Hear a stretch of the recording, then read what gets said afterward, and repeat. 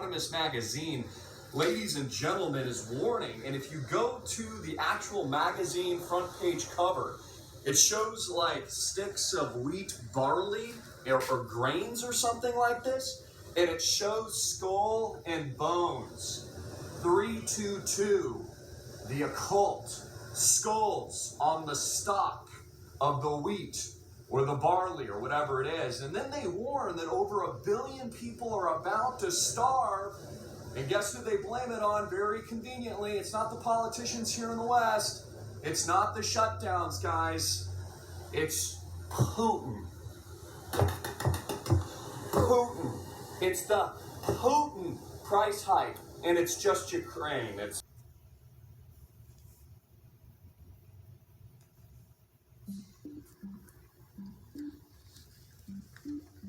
Bank of England Governor Andrew Bailey has warned that a surge in food costs could have apocalyptic consequences. I'm afraid the one that I am going to sound, I guess, rather apocalyptic about is food. I have to tell you that, I think this is a big concern. He says that's worrying both for the UK and the developing world, and urged governments to free up the flow of crops from Ukraine, because while the country does have food in store, it can't get it out at the moment. That's led wheat prices to surge in recent weeks, and that contributes to the price of other foodstuffs like eggs and chicken, because wheat is used as feed. So high food price growth in the UK is one of the main drivers of headline inflation. And because poorer households spend a bigger chunk of their earnings on essentials, it hits them harder. The price of some staples like cooking oil are already hitting double-digit growth. So what more can the Bank of England do? It's already hiked interest rates 4 times back to back, and that has a cost. The bank expects the UK economy to contract in the years ahead, and for hundreds of thousands of people to lose their jobs. Ministers have criticised the central bank for not doing enough fast enough to control inflation, but economists warn that by attacking the central bank's independence, they risk undermining its credibility, which will make the fight against inflation even more unwinnable. Number 3, who's going to be most affected by this food shortage? The countries that are going to have it the worst, we're talking about people actually dying of famine, it's going to be in developing countries. Those countries, they're simply not going to be able to produce enough food to feed themselves, or they're not going to have enough money to import enough food to feed their own populations. So this is going to cause a lot of global instability.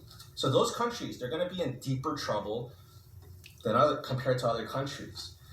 The United States, we're still going to be affected. Within the United States, people who spend a larger percentage of their income on food, they're going to suffer the most.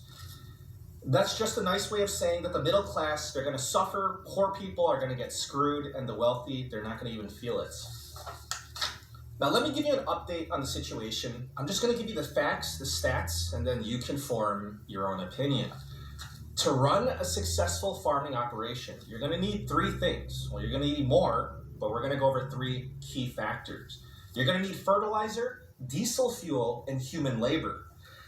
If you didn't know, we're going through an everything shortage, and all 3 of these items, they're facing supply side problems, and they've gotten really expensive. This is putting a strain on farming operations, not just in the US, but worldwide. Consequently, all countries, they're going to be affected, whether it be empty shelves and higher prices or famine and starvation. So I'm going to give you an update on these 3 key input costs. So we're going to start with fertilizers. So fertilizer, it's so important because they increase crop yields by an estimated 40 to 50% on average. So the price of fertilizer, it's been steadily going up for the past 18 months. After Russia invaded Ukraine, the price spiked in the last week of February, in March, and the first half of April. So the price, it's finally started to stabilize for the past few weeks. The best case scenario, it would be if the price of fertilizer, if it fell rapidly back down, but that's not happening, it's just stabilized. So if fertilizer prices, if they're going to be significantly more expensive, then farmers, they're going to use less fertilizer, and consequently, they're going to produce less. They're going to have lower yields. If farmers produce less, that's going to mean less supply, which is going to drive up prices. So as long as fertilizer prices, as long as they remain high, this is not going to help the situation. And again, Fertilizer prices, yes, they've stabilized, but they're not coming down. Now, let me tell you about the diesel fuel situation. This situation has just gotten worse. The national average price of diesel fuel has now hit $5.56 a gallon. This is a record all-time high. This is up 76% compared to a year ago. Machines that are used in farming, they run on diesel fuel. The supply of diesel fuel, it has been declining. In the past 2 years, diesel fuel inventories, they've dropped by 43%. We are at our lowest levels since 2014. In the Central Atlantic region, inventories are down 78%. It's getting so bad in the East Coast that experts are predicting that there's going to be rationing this year. The East Coast, they're doing the worst because over the past 15 years, they closed down half of their refineries. They only have 7 facilities operational. They can only refine 800,000 barrels a day compared to the 1.6 million barrels a day 15 years ago. It's getting so bad in the East Coast that truckers, they're driving diesel fuel over there from the Midwest. If you think America is in trouble, Europe is even worse. And that's something that's very difficult to accomplish, but they did it. Over the past year in Europe, the price of diesel is up 88%. Rob Thummel, managing director at Tortoise Capital, said, with supply not being able to keep up with big demand, we haven't seen anything like this in decades. So this input cost, diesel fuel, it's been going up. And this is so important because farm equipment runs on diesel fuel, but on top of that, in order to transport the food, it requires trucks that run on diesel fuel. To make a video about some very disturbing news I read yesterday in the newspaper. Yesterday especially, it was a day where I was coming across quite a lot of very disturbing news, I have to say. So there were many articles about different kinds of problems that we are facing right now as an economy. Now, the first bad news that I want to cite today is that the governor of the Bank of England is pointing to a forthcoming apocalyptic food crisis, which is really bad.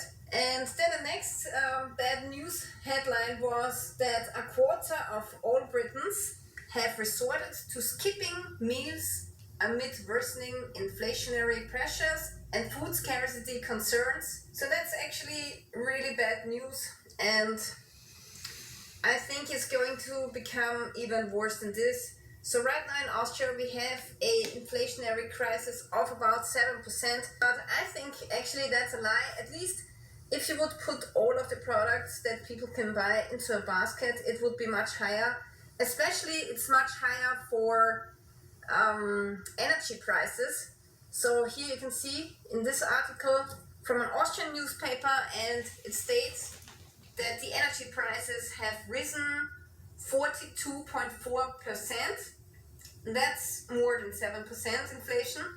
And that's if you compare March 2022 to March 2021. So that's a 1 year comparison, and the inflation is 42.4% for the energy prices. So it's crazy. Gas has gone up 45% in the last year. Diesel has gone up 55% in the last year. Natural gas for heating my house has gone up 73.1%. Electricity only has gone up 16.6%, so that's not too much, but still, I mean, 16% is a lot. And if you heat your house with oil, then the price increase is 118.5%. That's insane. So you would pay twice the price this year than the years before.